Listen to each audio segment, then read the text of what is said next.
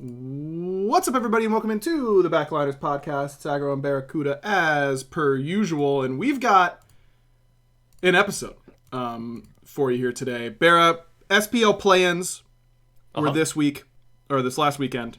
I messaged you Sunday night that I was very glad that we didn't have the podcast that night, because one of the many days that we've had the podcast on over our years of doing this. We used to do it on Sunday nights, if you can remember that. And I would have been losing my mind if we had done it on Sunday, because I was feeling some type of way. I haven't maybe ever... Okay, so let me get out in front of this. I haven't... when I was a caster, people would often ask... You know, it's no secret that I'm friends with SPL players like BaRRa or, you know, like Mike or Hurry or anyone like that. And people would always think that, you know, I just want their teams to win. And I want... All I cared about was good Smite that was fun to watch. And if my friends won, great. And if they didn't, unlucky. But that's just kind of like how it goes. I don't think in my life I've ever cared about a set more than I cared about Wargs versus Gladiators on Sunday. I really wanted the Wargs to win. You know, Sam is one of my best friends, and he's been having a little bit of a tough year so far, and I really wanted him to make it and get in, and I was legitimately, like, I'm not even trolling when I use this word, I was devastated that they lost. Like, it was, I can't believe they lost still, man. It literally is like, you know, I can only imagine how it is for the players, but man, like, I am still torn up about that loss. I could not believe it when I was watching it. It just doesn't really make sense, I guess. Like, I know. Just seeing how it happened just doesn't make sense. Like, I still think that team should be in SPL. Obviously, like, they didn't play well enough to be in SPL, but, like, there's no way a roster that stacked just doesn't make it in. Like, up 2-0. Like, yeah, that as well. And you got to watch them play that morning. Yep. And you got to watch them play that morning. Like, it's hard. It's hard to wrap your head around, for sure. But I think it goes to show that pressure is real. You know. Oh yeah, for sure. And how could it not be? Like, it is just such an important tournament and that kind of stuff. And I mean, as soon as it gets tied 2-2, it's like, here we go. Like, it's really hard to, like, keep it out of your head, I'm sure. And man, I mean, both teams just played so sloppy. That's why. But that's, like, fun for the, you know, it's not how I would want Worlds to go, but even at Worlds, like, I guess it wouldn't really bother me that much. Like, I used to get tilted over middle of the split sloppiness in SPL. Like, that would tilt, you know, you'd hear me get tilted on cast a little bit from that kind of stuff. Like, we should be better than this. But it is different when you're playing for that much on the line. And it is more fun watching incorrect things happen pretty frequently, unless, you know, you care a lot and are losing your mind over it. Yeah, I felt the same way, because, like, I was like, this is the most fun Smite I've ever watched, and then as the set went on, I just got more and more stressed out, and I was like, there are just unlimited amount of mistakes happening, and I don't know why. There's no cap. It's uncapped. And they're just, like, obvious mistakes, too. Yep. Like, it was the sloppiest, most fun set. I think it's, like, one of the most fun sets. Like, I tweeted, like, this is better than most world sets, in my opinion. Just, like, the amount that was on the line, how involved the players got, how emotional the players got. Yep. Like, Scary D showed more emotion than some people when they win Worlds. Yeah, like, my man's was stoked.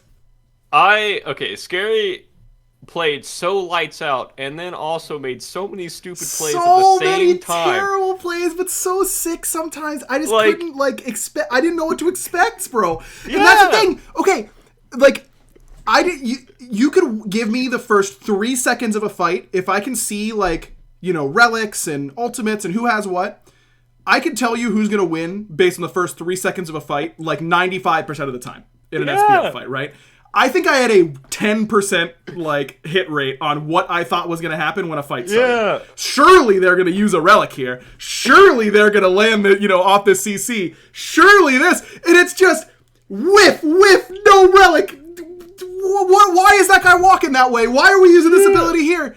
But it was like it was so intense and it was so fun. Like, God, it was such a crazy weekend of Smite. And it wasn't just that set, of course. Like, there were so many great sets throughout the week. And, you know, ultimately, like I said, I was really rooting for the Wargs because I was really rooting for Sam. But I'm really happy that Snoopy and Bobby are back in the SPL. And they absolutely earned really that spot. Well. Bobby played lights out all week, I thought. I feel like this was kind of his statement back after he kind of had like him and El Leon, I think, played really well. Bro, Andy went crazy that LAN.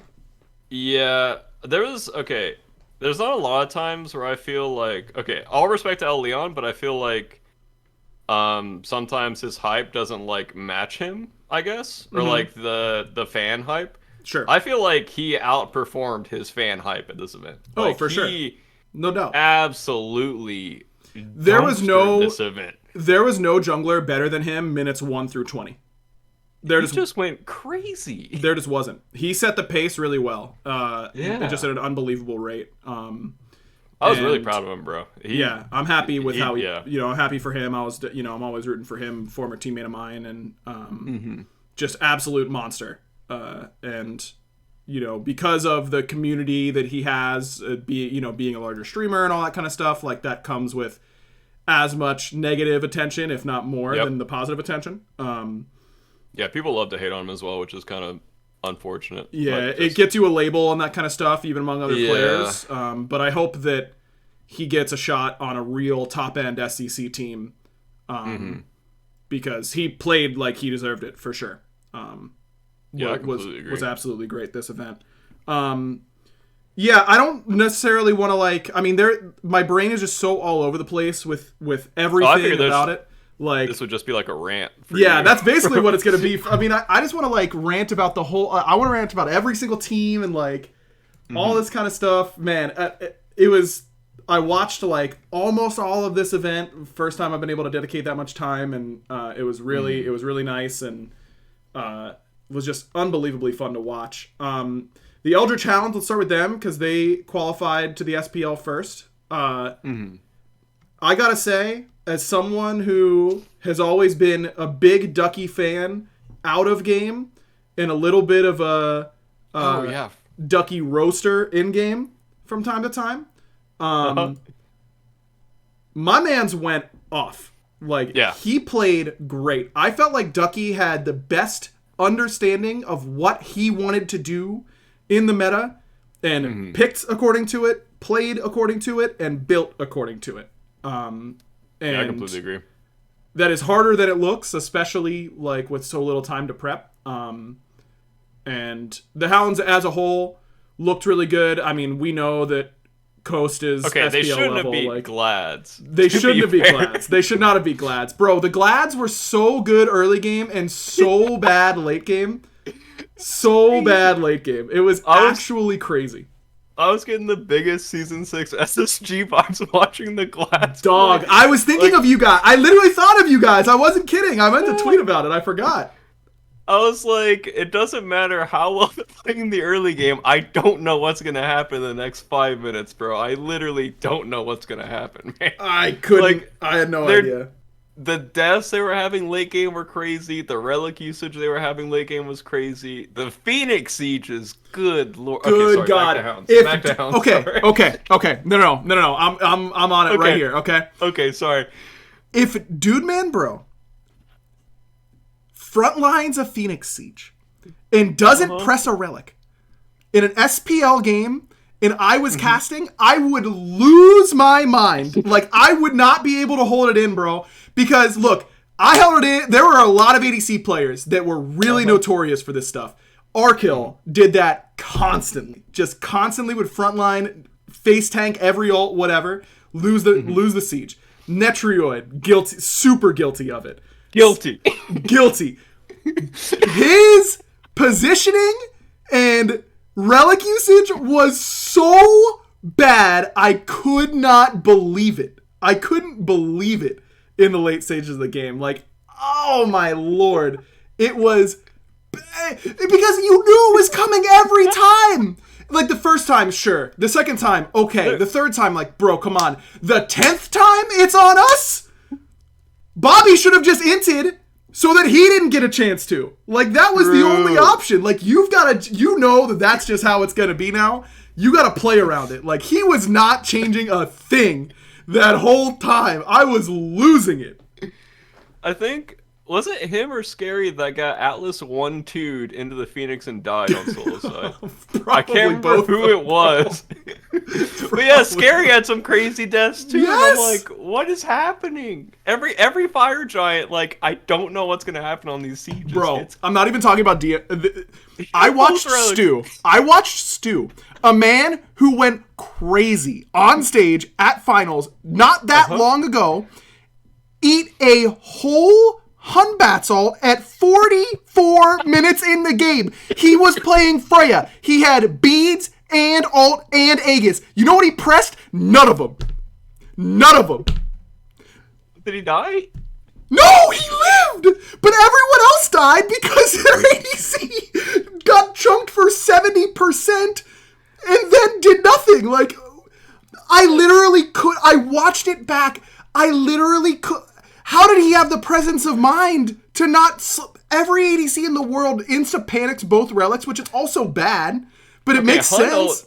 Hunt late game does some damage. Like, it almost soloed him. Bro, it almost soloed him. He was like 30%. He had both relics. Go watch, Bobby. Go watch the VOD. On God. Both relics, your duo side Phoenix, 45 minutes in the game. My mans. Blink Hunbat's ult. Yep, I'm good. What? I was just flabbergasted. I couldn't believe it. Like, he didn't die, so it's like, fine, I guess. But had him for the next fight. God, my God. I could talk about just game 5, like, of that set for 35 hours. Like, I just have so many thoughts. I couldn't believe... I'm on full rant mode. You've got me started. Go for it. I was watching the game with like Meerkat and some people in Discord, and at like minute 15, I was like, if the wargs don't go poly, they can never siege. Like, they've got Hebo and Freya. You could build it on either one. Better on Hebo than Freya, but like, when you just have that comp, you need to be able to kill the Phoenix whenever you get there, especially with how the event had gone. And yeah, well, it seemed like one Phoenix down didn't really matter. Right. Like, yeah, the cleave autos make a huge difference. Like, the fire waves just don't pressure Titan like that was the biggest thing I was noticing. So, I don't know if, like, it seemed like you need at least 2 Phoenixes down. So, like, I feel like the more opportunities you have to get a Phoenix down, you should take it. Which, it sounds really obvious, but I feel like you should be building for that as well. Like, just, if, like, I don't know, it just seems like one Phoenix down doesn't matter anymore. And you need a lot of siege potential. Yeah. And even if you get, like, multiple Phoenixes down... I feel like the way the base is laid out, the narrow corridors, it's so hard to walk in sometimes. Mm-hmm. So I feel like you need to be drafting for like multiple things now. You got to be able to pressure have Phoenixes. Like a deeper understanding, yeah. Yeah, you've got to be able to like pressure Phoenixes, and it's no like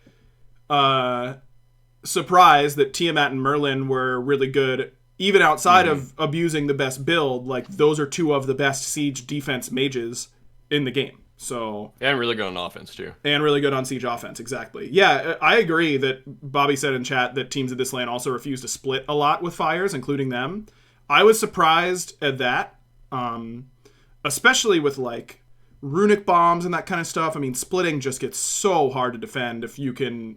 I think you might be even able to like fan people out to 3-1-1 if you have a runic bomb as one of like your solo agents. Like, I think that you can really put teams in bad spots, but you just need to be able to kill Phoenixes. And, you know, Crim's build, like, he still had Stone of Binding, which is really good in the early mid. I just don't think it does anything for you at 45 minutes into the game. Like, it's not going to let you survive burst. It's not going to help you kill anyone. Yeah. Like, Poly is just better there. Stu had Telkine's 45 minutes in the game, which is like fine, but you need to kill Phoenixes, so Poly like at least lets you do that. I thought a lot of players built really poorly. Like obviously there were a lot of memes about, you know, early teams in the tournament not building Tablet or Prophetic Cloak and all that kind of stuff. But I think that it was clear to me that players had not figured out what was best in competitive quite yet, and maybe they have, and that it's so different from what I thought would be the best. But I'm gonna be honest, I did a lot of SPL watching and analyzing for a long time, and I'm pretty confident that what I was seeing was not what they should have been going. So yeah, I mean, it's just like these early in the season tournaments are so fun because it's so wide open. That's what we were talking about last time on the podcast, that I feel like people should just be playing what they think they're good at individually and try to form a team comp around it instead of trying to like form a meta. And I was really happy at Scary, like going back to like picks like the Hades and just performing so well on it, because I feel like that's one of his better gods. And you don't have to like know that Hades might not be the best meta in like a week or so or 2 weeks or so. You just need to play what's best like right now. Yep. And I feel like everyone should be doing that. Yes, big agree on that. Like you needed to have Merlin, Tiamat in your god pool, but if you didn't have those, like, come on, what are you really doing? You needed to have Maui in the god pool. He obviously looked very good.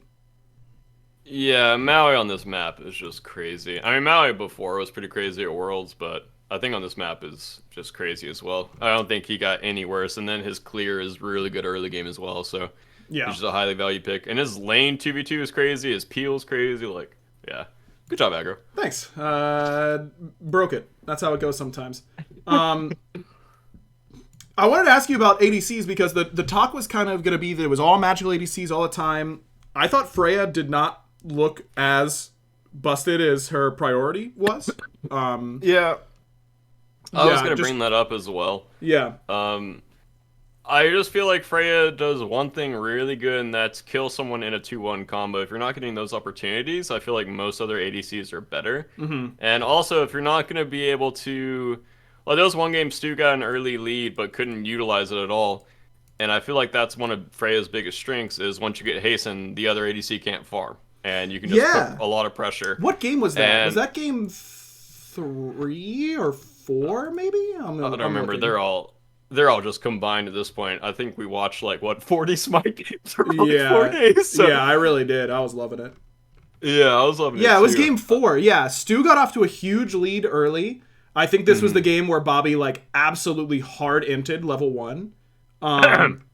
Yeah, I mean, he would never. No, Bobby. No, look, I said he was going off all week. He was for the few. There were a few moments where the power flickered. You know, it was off and then it was back on, but it was too late. There were just some. He was in the tower and he's like, "What? Whoa!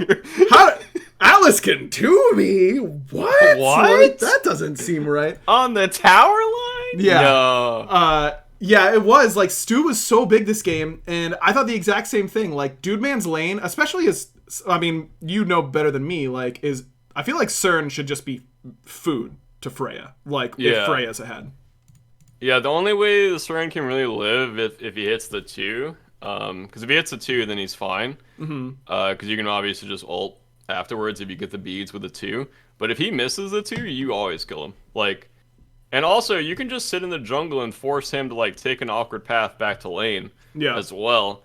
But it seemed like the 1v1s in ADC weren't happening as often as I thought they would. And I don't know if that's because junglers can kind of be anywhere on the map right now, or if you just can't get efficient wards out. But I feel like if you're getting a early kill with an Atlas Freya, then you should just be able to run it down.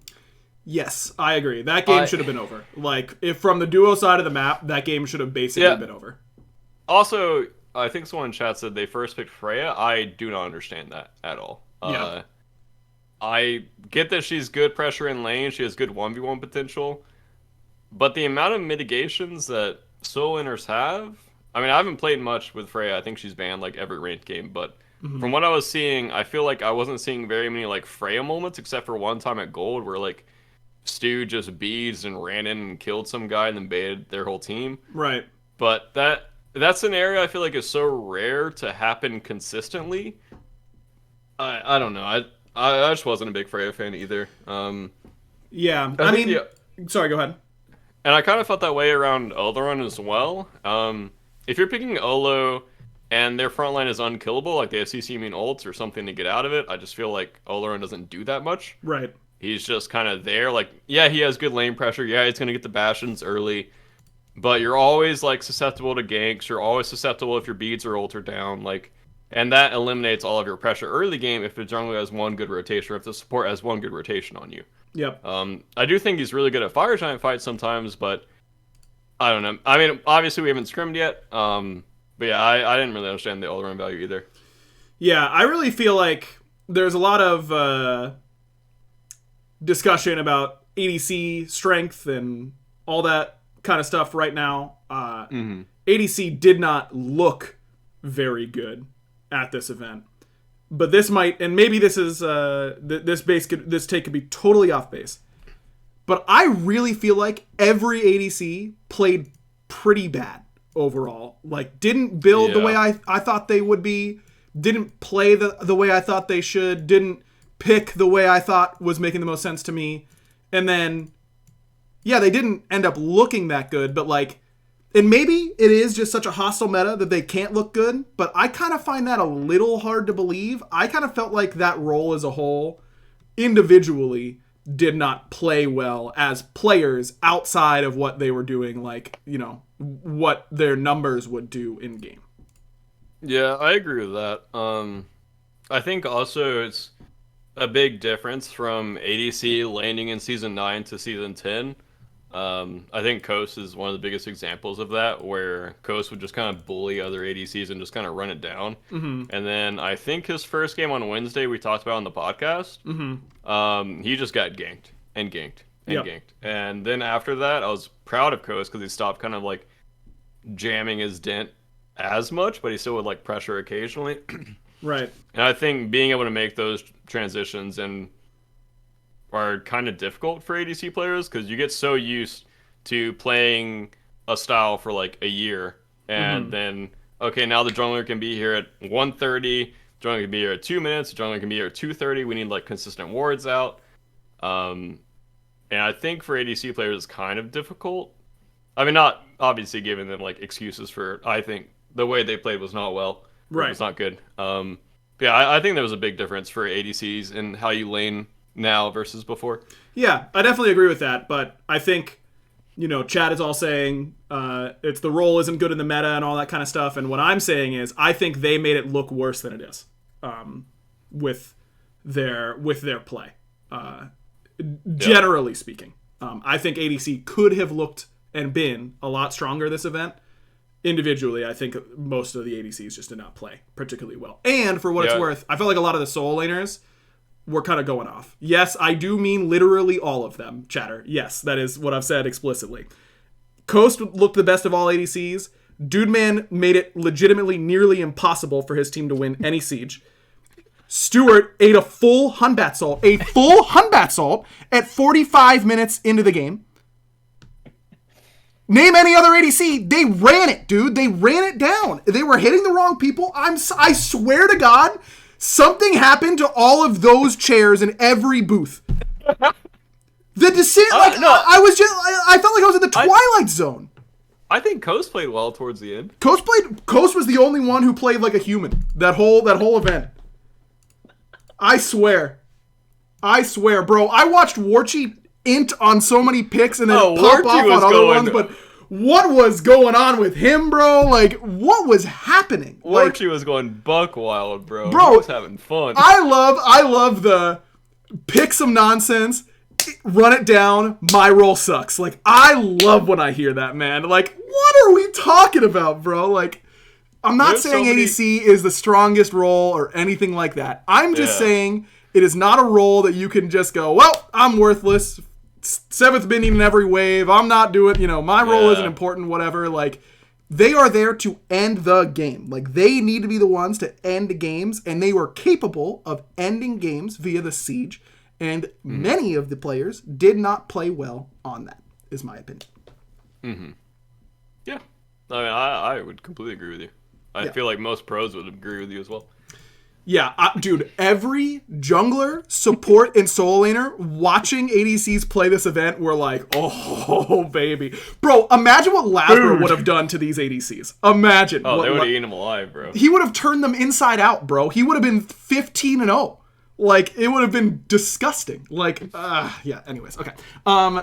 Overall, Eldritch Hounds definitely looked like, despite not having, maybe not having control of the Gladiator set is the best way for me to put that, and the nicest way for me to put that. I think did make the least mistakes, and sometimes that is good enough, and I think that is kind of what ended up happening.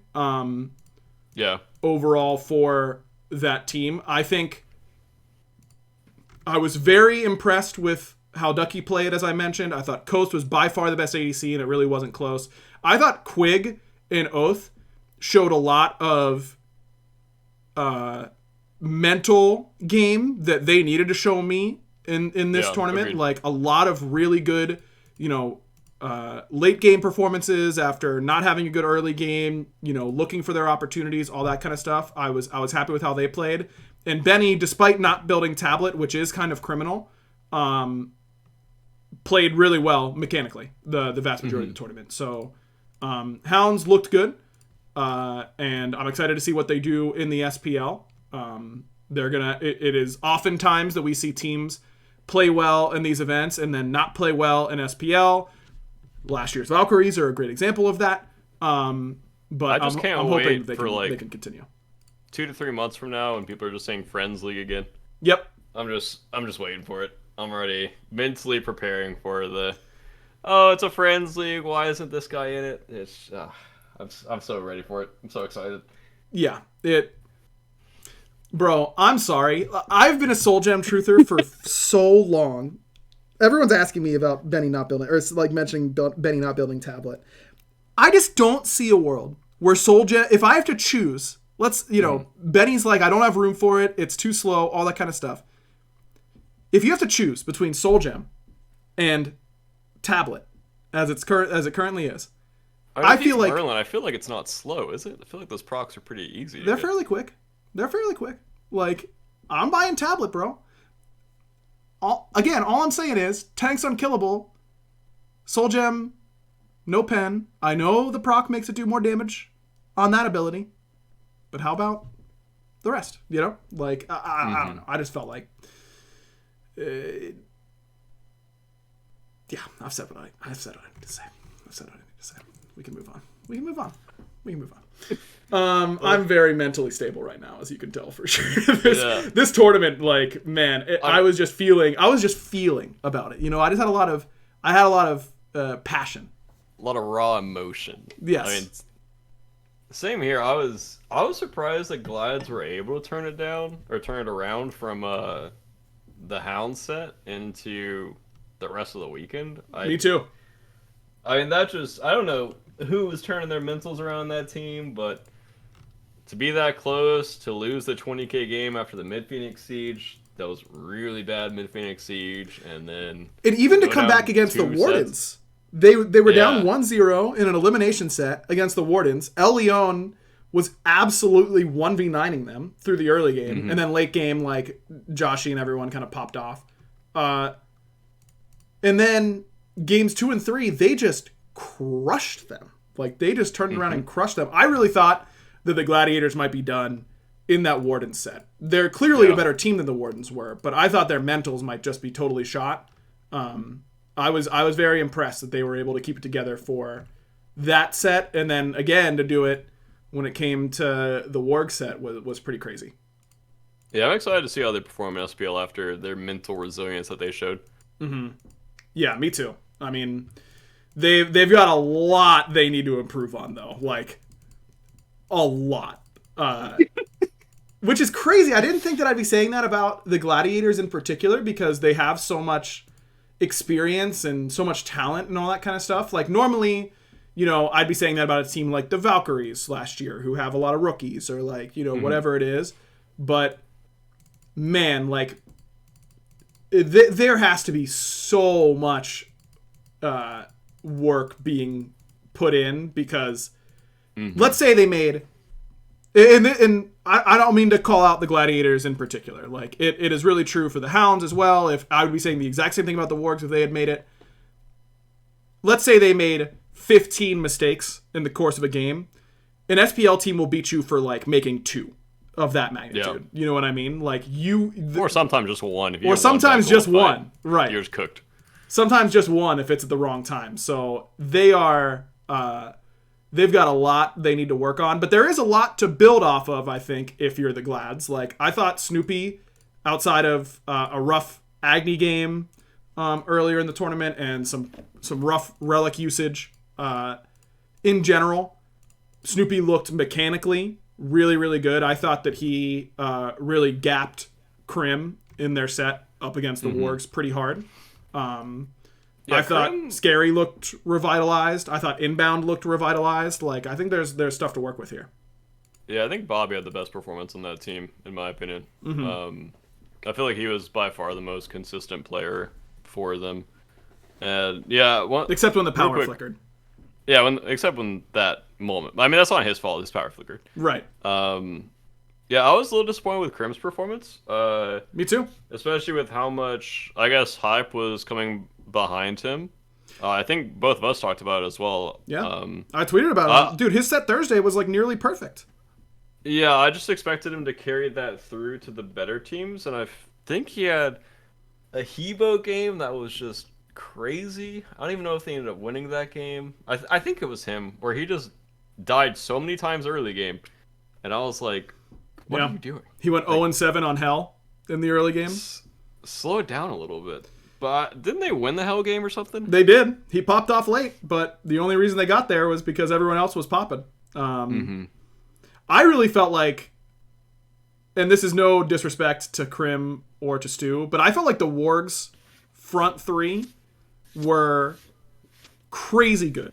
Basically all tournament. Sam had some Aqua like really power flicker moments, but Sam also had some absolutely crazy moments, like the Thor dunk everyone will talk about, but like there were multiple games I thought where Sam was just literally in control of the entire map from like the minute they spawned in until the game was over.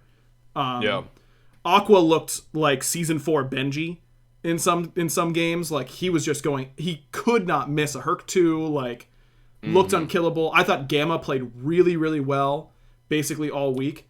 I think Gamma's picks were kind of bad. I don't think the Atlas was great in particular. Yeah, the Atlas didn't end up doing a whole lot. I feel like I don't disagree that the picks ended up hurting them, but I felt like his mechanical execution yeah, I agree with that. Was really good, in his positioning and his builds and all that kind of stuff. I really feel like the Wargs just lacked in the backline, which is like something I never would have expected to say, because, we're both high on Crim. We're both very, very high on Stewart. Like, I'm losing my mind about this Hunbat's alt play, but Stewart is obviously SPL level. Like, that dude is obviously good enough to be on a very, very good SPL team. It's unfortunate. I'm obviously rooting for him to make it back in the future. But for this week, in this week only, he was not good enough to make it back.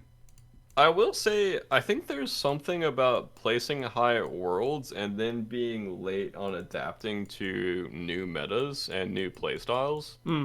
I think sometimes you get into habits of playing. It's kind of what we talked about earlier with the ADCs in Season 9 adapting in Season 10. I feel like you the way you feel about the game changes, and the way you want to pick changes, and your pace changes.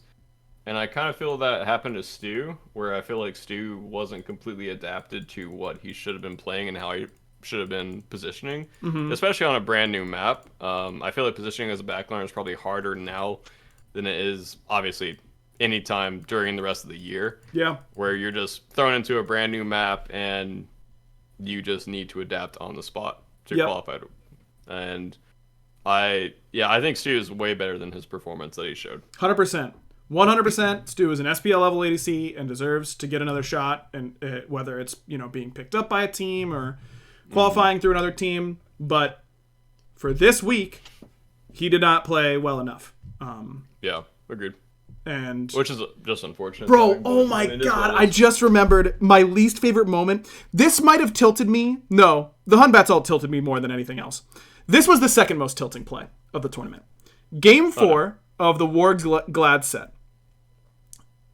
The Glads are coming down solo side Phoenix, and Krim finds himself a perfect spot. He's in the jungle. They're never going to have it warded because they didn't have any pressure on their side. Dude man is walking up. He has no relics. Krim's playing Agni. He wants him. He doesn't 2-1 him to kill him with bomb. He has all 3 bombs. He doesn't bomb. He doesn't do anything. He won. He just won. They would have absolutely not been able to end if he kills Dude Man there. There is no chance. He could have killed the whole team because they were just coming out of a thing. They were just coming out of a team fight, and everyone had used everything. I think I remember that. He could have killed them all right there. And he... I don't know. Like, it just... that's just what happened to my brain, bro. I literally was like, he's going to kill them all. He's going to kill them all. What? What? Like, it just absolutely broke my brain, dude. And I know Krim is really good. I don't want anyone to think that I think he sucks. But that play sucked. That play was so bad. That was like the worst option. Dashing in was a better option. Because at least you could 1-for-1 yourself. Like, you've got to kill him. It looked like he... no, I'm not going to go. That drove me crazy. His power flickered. Bro, his power was all the way off. Like, he lost... his power disconnected. Like, he killed him eventually, but DMB did like half the Titan's health. Was that the game where DMB got really fed on Ola Road? No, he was CERN. Oh, okay. Bro, I'm going to send you that clip. Because Doug was in the perfect position, too. Doug saw it out of the spectator. He gets in the Krim POV. I was ready, bro. It was gonna Doug be had a really moment. good weekend. Doug had a great weekend, for sure. Great weekend. Tough on a new map. Because, like, there are angles that you can't really shoot from well, and he was locked in.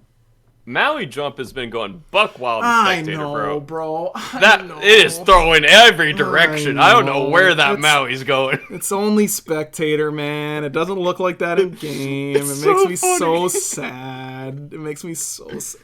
Every time I see it, I'm just like, like it hurts me personally. There are times that Maui was swinging a different direction. There was time the camera would just like... Yeah. I know. So sad. And it's like one of those things that, like, okay, let's all be real for a second, okay? It's obviously, like, it's obvious, it doesn't look good, all that kind of stuff, but, like, there are, no matter how much bandwidth we have, there's just some things that need to take priority and some things don't. And in terms of the what it does for our daily active users, does fixing that bug do anything? Probably not. But God, does it hurt me? Like, we're aware. We're going to fix it when we get a chance. But it's like, are we fixing that or this other, like, way more important thing? And so who knows when it's going to get done. And it just makes me sad. Yeah, it's same with, like, Nodule, where the camera switches to Nodule and it, like, flies, like, really far forward. Yep. I think sometimes it does with, like, Heimult, too, where it, like, tries to follow the person or something. Yep. Yeah, it's just... The Spectator is just funny. I like it. You never know what's going to happen. You really don't. You really don't. Okay. I feel better. Nice. It's Therapy Wednesday. I have therapy on Wednesday mornings, as I've said. I had therapy this morning, and now I feel like I've had therapy again, getting to talk about this. You're welcome. Big congrats to the Gladiators and the Hounds. And was a 10 out of 10. Fun event. Would watch again. Excited to see what they're going to do in the SPL. I think it's going to be fun. It's time for the random question of the week because I'm like all tuckered out. I got myself all worked up here. Yeah, sorry, bud. No, it's what needed to happen. Okay, I'm heading over to our good old community Discord here, which you can be a part of by going to patreon.com/backliners. I know a couple people were posting about their thoughts on what was happening through the weekend and all that kind of stuff, and I was like, too in the zone to like even notice that I was getting notifications. But it's a cool place. Patreon.com/backliners, place to go if you want to support us directly. Timmy asked, what is an obscure thing that you were fond of or it worked so well you remember it? His dad had a furniture dolly that worked so well that if I use another dolly, it just doesn't compare. That's a great question. I don't know if this is obscure, but putting a rubber band on top of a jar to open it. What? Yeah, if a jar is like hard to open, you can put a rubber band on the jar lid and turn it, and it'll just pop open really easy. No, I think Timmy's looking for something like mine would be my old baseball glove. Like that baseball glove, like when I use other baseball gloves, like it doesn't feel like that one. You know what I mean? But it like was just destroyed. That's a great tip for the record. I'm going to use that. Yeah, I'm going to stay with my rubber bands, because I don't think I had anything. Understood. That one rubber band just went off for you. Yeah. It was reliable. It's got to be a thick boy. Okay. But yeah. Okay, thick boy rubber band. There you go. Masters of Here asks, we all know that if Artemis trapping was an Olympic sport, BaRRaCCuDDa would bring home the gold. What random talent do you have outside of Smite that you think you could bring home the gold for Team USA? It might be ranting for me. I feel like I can really piece together a good rant on the fly. If yours is ranting, mine is not caring. They just like show you a bunch of things and you go, okay. Yep, you don't care. I'm like, I don't care. Yeah, that's cool. Yeah, do your thing. That's being fine. You're such a agreeable Southern gentleman, BaRRa. You know, that's like a... Except on a few things. Except on a few which things. I don't. Yeah, some things I'll fight you for, but most of the time you can just rant. Like bread? Is that one of them? I'm not picky about bread. I feel like most bread's pretty good. There you go. Masters here also want to know, do you have a memory that plays on a loop in your brain? Oh, no. So as a kid, there was a really tall slide, and I was there with my grandpa, and it was like a big park, and there was a ton of slides, and I had 2 rocks that I was taking to every slide, and I would race the rocks down and like keep tally of who won. So there was a really tall metal slide, like one of those slides you have to like climb several stairs to go up, like fleets of stairs, whatever. And I decided to race my rocks down, and so I raced my rocks down, and the entire park just stared at me on top of the slide, like, what is this idiot kid doing? Because it just rang the whole way down, and it would not end, and I felt so stupid just sitting there on top of the slide, and I was like, I don't want to ride down this slide, because then everyone's going to know what stupid kid sent 2 rocks bouncing down this slide. So yeah, I still think about that. I thought about that story earlier today. Wait, was it the same? Would you just grab 2 rocks, or did you have the same, two rocks? Okay, you would just carry them around. 2 tiny rocks. Yeah. Okay. What made those 2 rocks special? Do you remember? Nope. They were just gray. One was light gray, one was dark gray. Okay. So, do you remember who won the most between the light gray and the dark gray? I was too embarrassed. Bro, it's okay. No one's going to judge you if you remember, you know? Like, it's okay. No, I genuinely do. Also, I couldn't even, like, keep track of the last one because I was so embarrassed to look over the ledge to see. Because it was one of those spiral ones, so, like, yeah. Okay, anyways, on to your story. Yeah, that's fair. I don't have one... like BaRRa had right off the top of the dome that was really good. Okay. I have a very visual memory. And so I feel like there are a lot of memories that I have that I remember very clearly in my head, but none of them like really loop. It's just kind of if it's applicable to a situation or anything like that. But like lots of strong associations for memories and that kind of stuff that like if I hear a song or something like that, I'll think about like I can really picture myself like at my first concert was a Dashboard Confessional and Say Anything concert. 10 out of 10. Oh. Unbelievable. I was like right up next to the speaker. I literally couldn't hear afterwards. And I can like feel what it was like being there and all that kind of stuff, like very clearly, but nothing that's really like on a loop necessarily. Okay, and then finally, our good old friend. Am I allowed to say their name on the podcast? I was thinking don't know about if it's sponsor safe. Let's go Say BW. water. Yeah, BW. Okay. Yeah, that works. B-Dubs asked, if you have to play one single player video game for the rest of your life, what would it be? I do not partake in this You have no single player games ready to go. No, I would play a single player game for maybe a week tops before I'm losing my mind. Wow. Mine might be, I might cheat and say some like sports game where I feel like, I could play like a million seasons of MLB The Show, like that would be really easy. I've never played like Elden Ring, but I feel like that would be a good answer because, there's just like so much content or whatever. Skyrim, I tried playing Skyrim for the first time maybe like 3 or 4 years ago. And I got into the first I got like an hour in, and that game is not playable in the year 2020. All you Skyrim fans out there, and I know there are endless amount of you, that game is not playable. It gets re-released every year, so yeah, no one who hasn't played that game before would play that game and be like, yeah, I'm having a great time. Like it just doesn't. The game. It's just too old. Like it doesn't feel good to play. Like. I understand. There's a lot that I find very appealing about it. I feel the same way about The Witcher 3. Everything about The Witcher 3 is basically perfect. Like, it is basically perfect, except for the combat. And I quit playing The Witcher 3 because the combat was so bad. It is unplayable. And yes, I tried like combat mods, whatever. You can't do it. Like, it's not good. It doesn't feel good to use, and that's important. Anyways, yeah, I would be tempted to say like MLB The Show, and if I wouldn't cheat in that way, and it'd be like a more traditional single-player game. I really loved the first Horizon Zero Dawn. That's one of them. I really love Resident Evil 4. That's Resident Evil 4 is a single-player game I've beaten the most. I just can't think of a game that I'd be happy to come back to. Yeah, it'd be tough, man. Especially like nowadays. Maybe earlier, like if I was like a kid, like maybe like 7 to like 13 years old, I feel like I could play a single player game a lot and have a lot of fun. But nowadays, I don't think there's any way where I could enjoy a single player game for more than a week.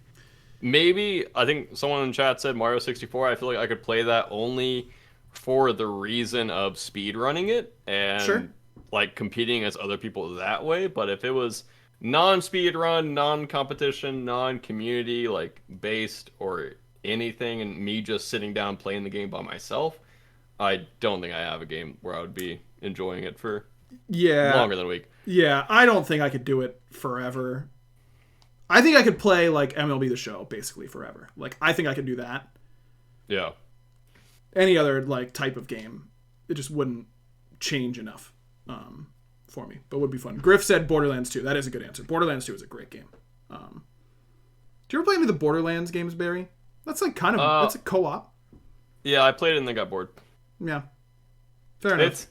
It's shooters that you're not shooting other people and you're shooting like CPUs are really boring to me. Like I don't get satisfaction out of like looting anymore or like getting slightly stronger. It just kind of feels like a grind where it's not. You've ascended.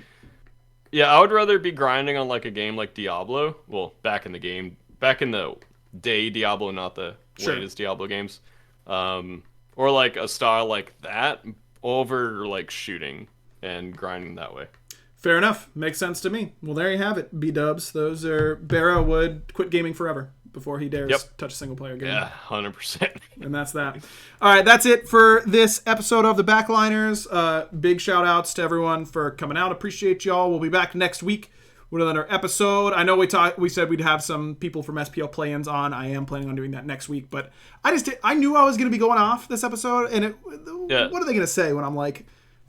inbounds inting to at level 1. You know what I mean? Like Bobby doesn't want to be on the podcast here and that. He wants to hear it from chat.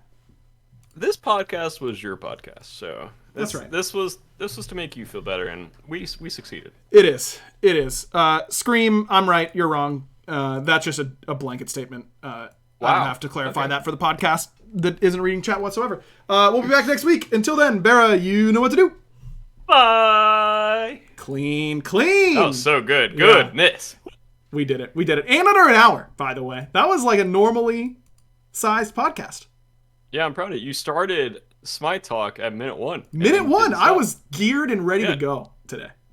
Yeah, I mean, I think it's just because you were so gassed up from before. Yeah, probably true. A lot of venting to do. Not me.